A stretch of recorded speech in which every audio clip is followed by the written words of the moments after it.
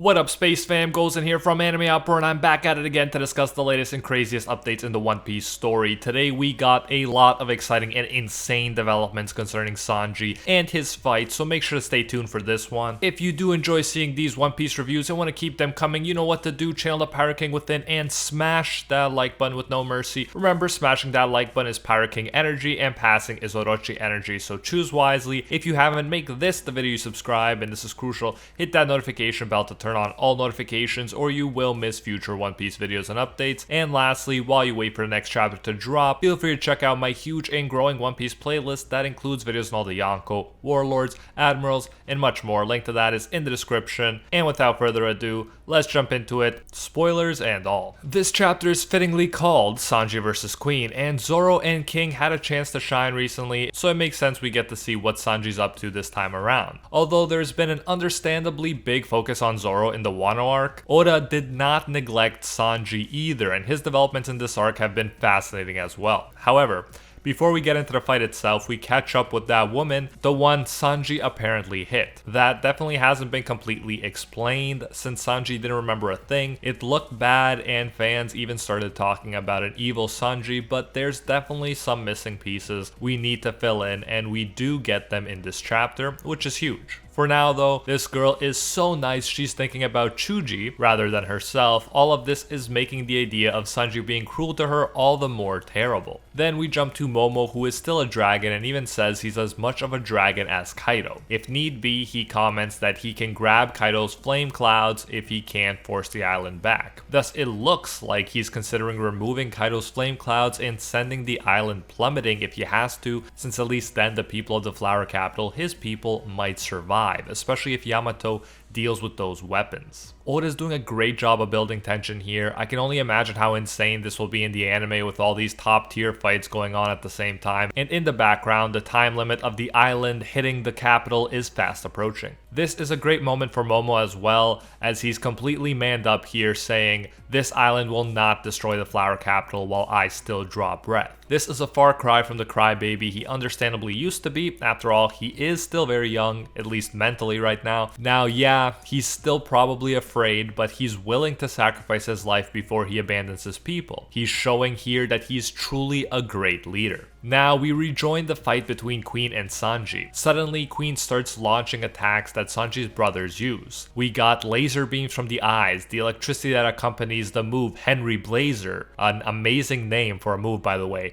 and so on. Queen laughs at her blonde cook, saying he wanted to show Sanji all those moves after he used the suit to morph. As we could have guessed, he views Judge's sons as the culmination of Judge's scientific work. He wanted Sanji to put the suit on so bad so he could beat the culmination of Judge's science and prove he's the better fighter, and more importantly I think for Queen, the better scientist. He clearly has an intense rivalry with Judge, wishing that he could have shown him once and for all that Judge's technology can't hold a candle to Queen's own technology. And while Queen is in his own world, attributing all of this meaning to this battle, Sanji simply says it has nothing to do with him. As we know, Sanji doesn't want to be connected to Judge, so everything Queen's saying literally means nothing to him. If anything, it just makes him angry. I think it's hilarious how they're on completely different pages here. If Sanji beats Queen now, Queen might attribute it to Judge's technology instead of to Sanji as an individual, which would no doubt be very annoying to Sanji. However, hopefully by the time the battle is over, Sanji will be able to make Queen take him seriously as an individual. For now though, Queen looks to be in the lead and controlling the tempo of the fight. He says he was playing dumb earlier, and in reality he dug up everything there is to know about Germa's science, or at least he thinks he did. He insists that his arsenal can replicate anything the brothers can do, thinking that it all boils down to science and technology. However, as we know in One Piece, individual will is huge, and overlooking that, in this case Sanji's individual will no doubt lead to Queen's downfall. As Queen is pummeling Sanji, Sanji kicks through his mechanical arm, breaking it. Queen is clearly surprised and upset, calling Sanji a dirty brat. A beat up Sanji then gets up and says he warned Queen about mentioning Judge and the others in front of him. You know things are gonna get crazy right about now with Sanji bringing up his prior warning. Queen is like, "You think you can control control what I say? And Sanji answers that question with a kick. I love seeing how composed Sanji's stances look in between kicks. He looks so light on his feet, which is a great contrast to the clearly heavy and overweight Queen. And at this point you could tell that Sanji's attacks are clearly delivering some real pain to Queen. It's at this point Sanji mentions that the difference between them is their resolve, not science or technology. Sanji has accepted his fate, and as a result, he's not the same man Queen fought on the live floor. Then we shouldn't be surprised, but it's still pretty crazy to see Queen activates invisibility, a power we know well from Sanji's suit. Queen is taunting him, saying, "Alright,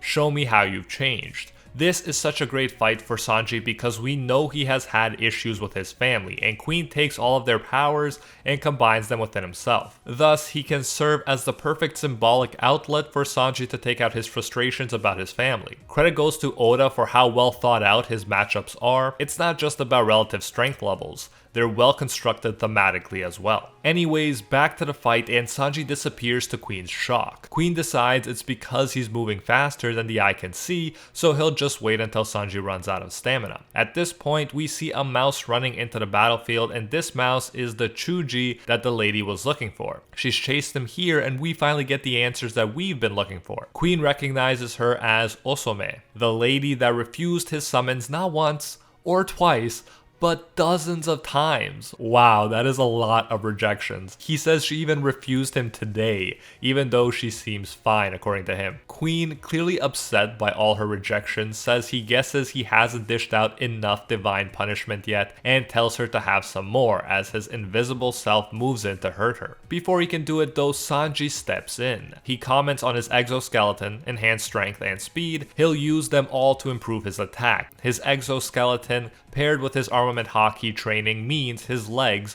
should be able to withstand way hotter flames than before. The increased heat is combined with increased speed and weight behind the kick, and so his attack will be on a whole other level. That's the science behind this new powerful attack. There's also an emotional element too though. Sanji realizes that it was Queen using his invisibility who hit the woman before, not Sanji. This explains why Queen told her to have some more before his attack, implying he already dished out some of his so-called divine punishment to her. Now Sanji captures that rage he's feeling towards someone who would hit a woman like Osome and channels it into the attack as well. He calls Queen trash as the physical and emotional ingredients are there for an ultra powerful attack. He lands the attack, bringing Queen, no longer invisible, down to the ground. I love how he just knocks the invisibility right out of him. Osome is shocked to see Queen suddenly show up, and Sanji continues with the merciless attacks. Kick after kick after kick and so on. It's such a satisfying sequence of attacks because in a way, it's like he's taking out all of his frustrations about his family, about being blackmailed, about Queen's own sickening behavior, and channeling it into the onslaught of kicks. Combine that with his new physical power-up, and you get such an epic moment. Sanji is a monster, no doubt, but not an evil monster. The last panel finishes with what looks like a definitive kick, and Queen blasts off like Team Rocket. Let me know, do you think that the fight is over? I would totally be satisfied if this was the end here. Sanji's name was cleared, the one responsible was punished, we got to see Sanji's power up, and yeah, I don't know what else I'd want to see from this fight. I think Oda pretty much covered it all. As always, let me know what you thought of this chapter and who your MVP was. I think Sanji is the pretty obvious choice here. He was amazing this chapter, there's absolutely no doubt about that. If you did enjoy this review and want to keep them coming, you know what to do. Channel the Pirate King within and smash that like button with no mercy. Remember, smashing that like button is Pirate King energy and passing is Orochi energy, so choose wisely. If you haven't, make this the video you subscribe and hit that notification bell to turn on all notifications, or you will miss future One Piece videos and updates. And lastly, while you wait for the next chapter to drop, feel free to check out my huge and growing One Piece playlist that includes videos on the Yonko, Warlords, Supernovas, Admirals, and much more. Link to that is in the description. And I especially want to thank the Patron Squad over on Patreon and here on YouTube who help make videos like this one possible. First and foremost, I want to thank the Patron of Legend, the one acknowledged by Lord Wigo himself, Alpha Sigma, and are the 1-tier patrons, the ones who stand atop all clans: Ingrata, Aljata, Pate Hefa, the Red-Haired Fox, Hinokami and Water, the Toasted Chi, Corey McGowan, the Spike, Lonely the Car, Dylan Isidore, Spuddy Life Tanel, Tungsten Tarkus, Baked Buddhist, Jeremy Cummings, and Cheye Whitley. And our Pro Hero tier patrons, the one and only Finally, Gilgamesh, Steelers, Angel Cruz, Very Gucci, Alicia Actor, Bonnie Parks, Joanne Garcia, Fatboy Games, Kaido Might Be a Duck, Jessica Rabbit, Jeremy Phillips, Ali, Vaitnia, and Temple. Thank you all so much. If you do enjoy our work, you can support more of it by going over to patreon.com/animeoutpro and becoming a patron today for as little as $1. If you do so, you get your name featured in future videos alongside these amazing people right here, and you'll even get access to our private patron-only Discord where we talk about anime life and of course dank memes. So check out patreon.com/animeoutpro, link in the description if you're interested. You can also join the YouTube channel by clicking that blue join button next to the subscribe button that you've hopefully already destroyed. So yeah, you can support more content that way if you prefer. Whichever way you choose to support us, you can get the same great benefits. Thanks again, and until next time, see ya, Space Cowboys.